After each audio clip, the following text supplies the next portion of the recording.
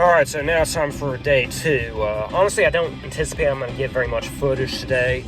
It's going to be a busy day. I got a lot planned, but I plan on spending no time at all in the basin, which is where like most video slash photo worthy stuff is.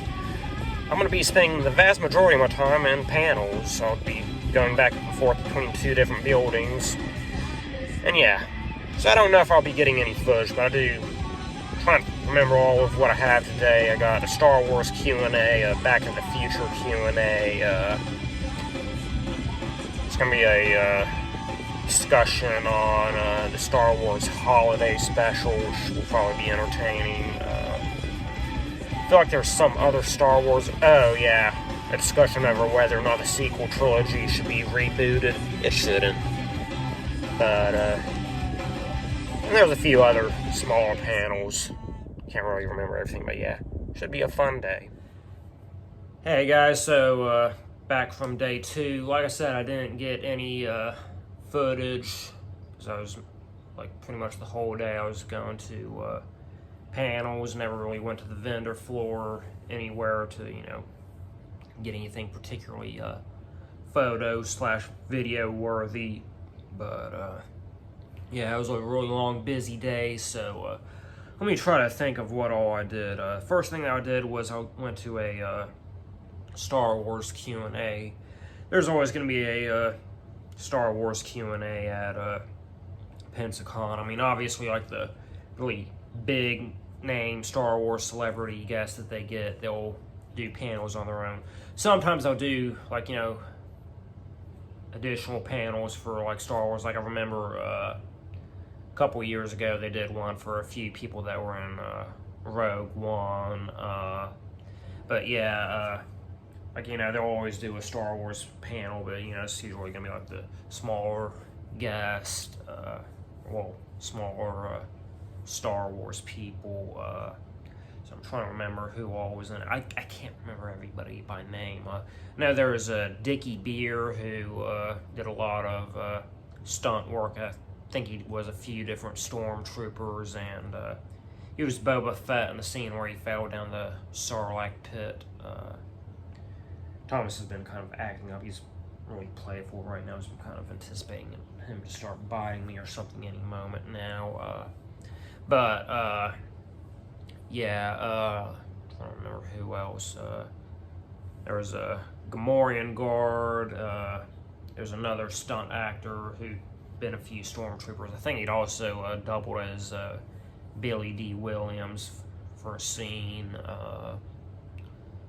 See, there was a guy who did a lot of creature designing, mainly building some of the Yoda puppets and animatronics. John Morton's probably the person I'm most familiar with. I think it was the only person who's like appeared, like, you've actually seen his face in the movie and he actually spoke. But yeah, he was Dak, Luke's gunner, that got killed off almost immediately during the Battle of Hoth. And there's also Boba Fett in a scene when Jeremy Bulloch wasn't available. And I believe there's one other person. Oh yeah, of course, Bob Spiker, who was actually still have his autograph that I have just laying out right here. I didn't get this at the con, I already had this, but yeah, he was a Tusken Raider, and he was actually an elephant trainer, and his elephant was used for the Banthas, all costumed up. So that's the main reason why he was a Tusken Raider, so he could be with his elephant. But yeah, it was always interesting. To be quite honest, this is probably the most boring Star Wars Q&A that I had been to. I think the first one I went to was the most fun. Like, I remember Greedo and I can't remember the name of the actor was Garrick Hagen. I can't remember the name of the character he played, but he was Luke's buddy that he ran into when he got onto Yavin 4. Biggs Darklighter. But yeah, I remember they were there and a few others. My mind's kind of rusty. Okay, I'm starting to remember now. It was a lot of the bounty hunter characters from Empire Strikes Back. Of course, Jeremy Bulloch wasn't there, but a lot of them were there. Yeah, this one, there's a lot of stunt actors and behind the scenes people. Quite frankly, not really the most exciting Star Wars Q&A, but still always interesting to kind of hear their stories. I'd say probably the best story that was told was from Dickie Beer, because can't remember what he said that actually led up to it, but at one point he actually fell asleep on set, and they just kind of continued to film around him, and then when he finally woke up, the dressing room trailer was locked up, so he couldn't get to his normal clothes, and he couldn't put his armor up, so he had to walk home, and eventually his hotel receptionist found him and picked him up. But then to get revenge, he nailed all of the other stormtroopers' boots onto the floor, and so they the scene they did that day, they didn't have their boots on, and they had to shoot from above their feet. So yeah, that was pretty funny. Then probably the best panel that I've been to so far, not just today, but including yesterday. We'll see if it stays that way tomorrow. But it was a Back to the Future Q&A. Had Claudia Wells, Jennifer Parker. I already have her autograph. If I didn't, I would have gone out to get it. Donald Foley Love, once again, I already have his autograph. He was Goldie Wilson. I can't even remember the name of his character, but now Chuck Berry's cousin or whatever, the singer, he was there, and the guy that they recast for George McFly was there. It was a really good Q&A. Probably the most interesting thing that I learned from that was that weird contraption they had for hanging George McFly upside down. The whole reason for that, behind the scenes reason for that, was the original actor he couldn't look in the right direction, he couldn't meet his camera marks, so they got that thing basically to force him to look in the right direction. Of course, the new actor was a lot better at that. Jeffrey Wiseman was the new actor, but yeah, so that was pretty good. Then I went to it was a very Star Wars heavy day, but I went to a panel about defending the Star Wars Holiday Special. It was alright. I think the main thing that a lot of people overlooked, that I don't think was ever even brought up during that panel, was Star Wars Holiday Special was technically the first Star Wars sequel, actually. It was so early on that, they really didn't know what direction to take the series, so I have a tradition of watching it every year for Christmas. I don't enjoy it, but I still do it. But, next thing that I went to was a Emily Swallow Q&A, who was the armorer. Like I said, I already got her autographs. I'd briefly spoken with her, saw her in person.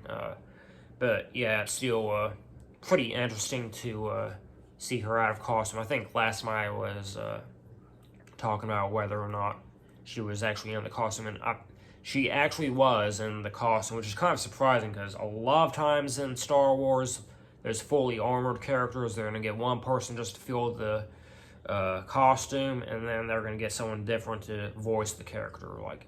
There's not a whole lot of times when they get the same person to do both. But it's even more surprising if you actually see Emily Swallow, and, especially, see her for a fairly extended amount of time in person, because, she's pretty much the last person that you'd expect to be in the armor, because she's just so drastically different from the character. She's very slender. I would not expect her to have been in that armor, but she's also, she said this in her own words, but also observed it. She's very fidgety. She's, constantly moving around. The armorer was, other than the fight scene, a fairly stiff character, movement-wise.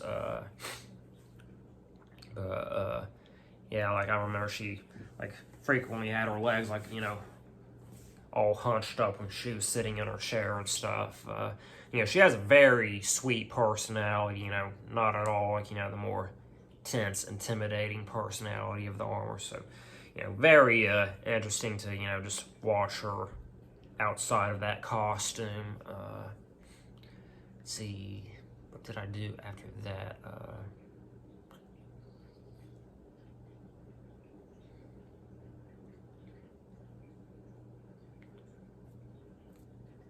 Oh yeah, I remember now. I went to something very different then. I went to a writer panel.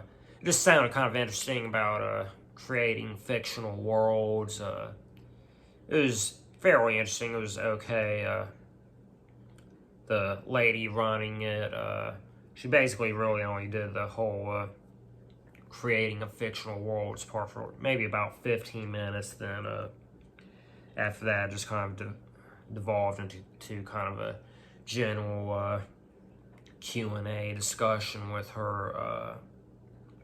And then I went to a panel for whether or not the sequel Star Wars movie should be rebooted. And of course, I don't think they need to be. It was actually a better panel than I was expecting it to be.